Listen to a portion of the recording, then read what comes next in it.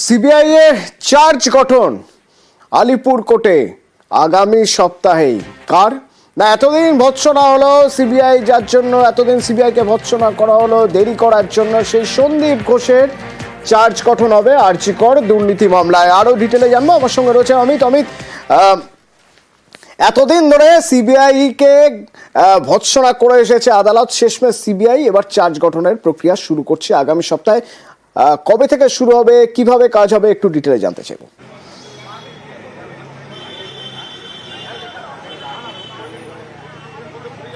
গতকাল ভৎসনা করা হয়েছিল সিবিআই আধিকারিক এবং সিবিআইয়ের আইনজীবীকে যে তারা 100% নথি আদালতে নিয়ে আসেননি, অভিযুক্ত পক্ষের আইনজীবীদের হাতে সেই নথি তুলে দিতে হবে চার্জশিটের।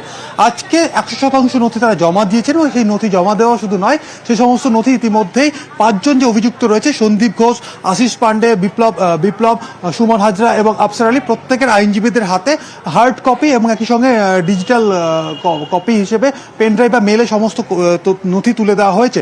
এরপরই আদালত সিদ্ধান্ত নিয়েছে যে আগামী বৃহস্পতিবারের মধ্যে এই আরজি কর দুর্নীতি মামলার চার্জ গঠন করে তারা বিচার প্রক্রিয়া শুরু করতে চাইছে।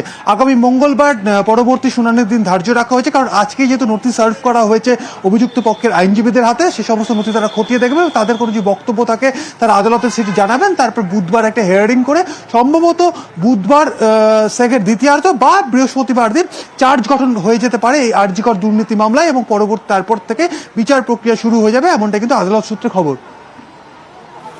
ধন্যবাদ।